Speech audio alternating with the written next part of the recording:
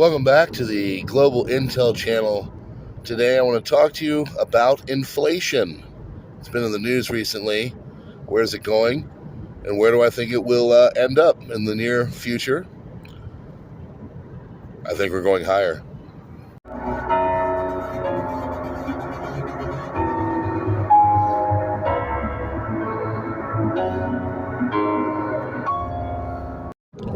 Thank you so much for joining me again on the Global Intel Channel.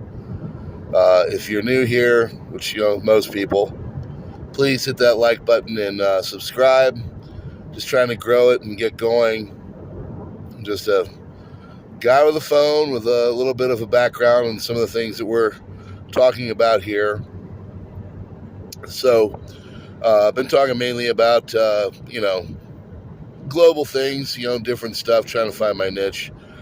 And I think today I want to talk to you about inflation.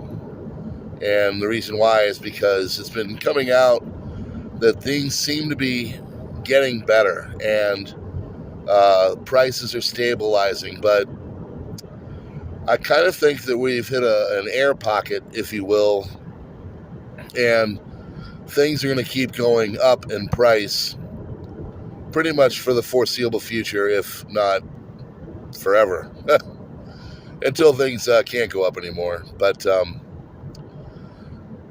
we'll start with just, what's going on with our economy and the people that try to doctor it, make sure that it's all on the up and up. We're going into a election year, so this is going to become a big topic. It's not fantastic, it's not exciting like some things, but it is important to understand this stuff. And what you have to understand is that America is a debt-based system, and because we are a debt-based system, we will never really be able to service the debt that we have on our books. We're coming around the bend on 35 trillion or whatever it is. I can't even keep up anymore, but it's a lot of money. And anyone who thinks that we're going to be paying that back in any time is lying to themselves, to be honest with you. To service the debt, we have to have more inflation. It's the only way it works. And to do that, that means that interest rates have got to stay pretty much steady where they are right now. They can't go up, they can't go down. Why is that? If they go up too much, then servicing our debt and the usury around it, your interest rates and stuff, is going to become untenable. It's not going to be possible, and it will collapse the system. Keeping it super low with cheap money and all that isn't possible either, because now banks aren't able to loan the way that they were. We've noticed this. We've been talking about getting some home improvement stuff done. We're tentative. We don't want to get it right now because the rates are so high, but I really don't see them going much lower. They have to keep them kind of in this zone right now that they are. They can't go up to where they were with Volcker, but at the same time, they can't go down to where they were with Bernanke. They have to keep it in this sweet spot and try to drive the bus in this lane. Keep them high enough where the banks are making money, but they're not collapsing. But it's never going to be low enough to where inflation is going to come under control. I don't see a housing collapse, but I do see a stagnation in housing. People are not going to be able to buy homes the way they were. The millennials and Gen Z beyond them, they're racked too much with college debt. You're seeing recessionary pressures go on right now.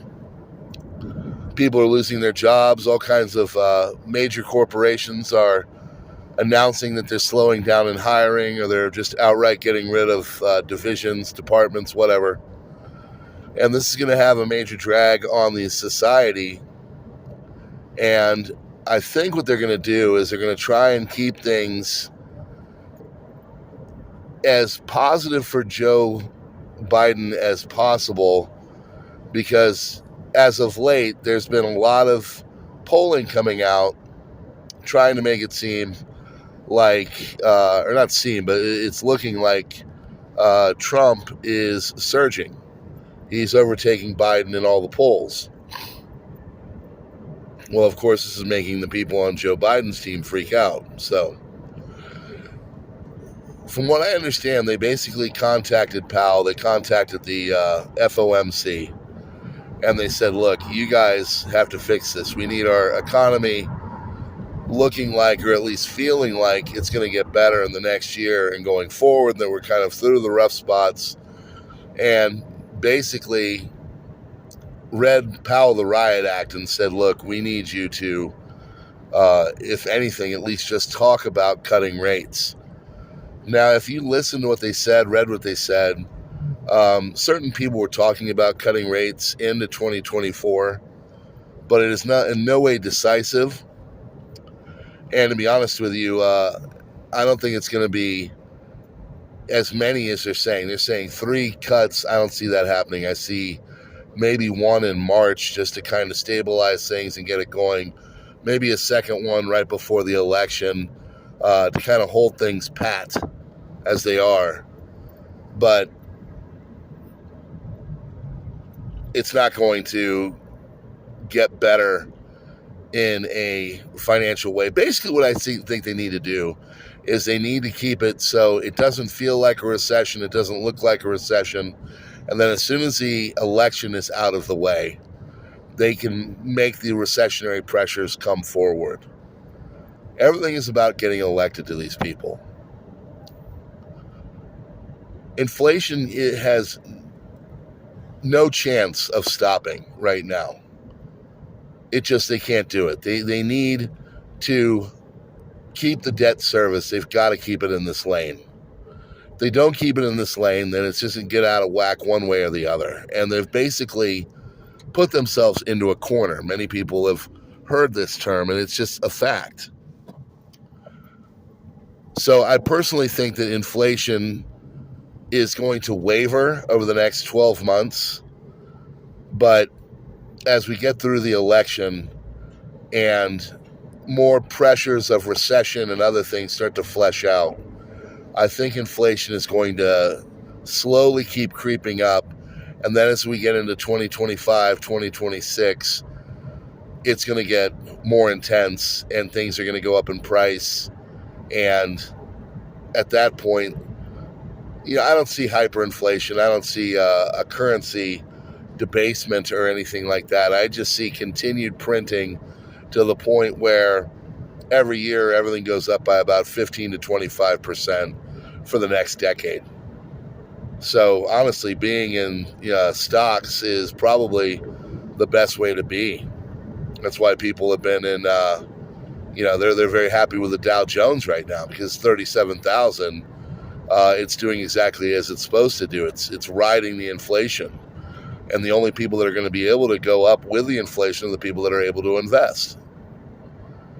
So less people being able to invest in houses, less people with disposable income being able to invest in the stock market, it's going to become the rich getting richer and the poor getting poorer. And this is going to be across a global phenomenon unless something out of the blue comes out like, Chinese collapse or something like that. But they're a little too good at playing with their money as well. So I don't see that happening either. So yeah, there it is. Not exciting stuff, but long and painful if you think about it. That's kind of where we're at, and that's kind of where we're going. I don't see inflation getting better. I see it staying where it is and slowly going up to the point where we look back 5 years from now and say, wow, remember when prices in 2023, 2024 were here?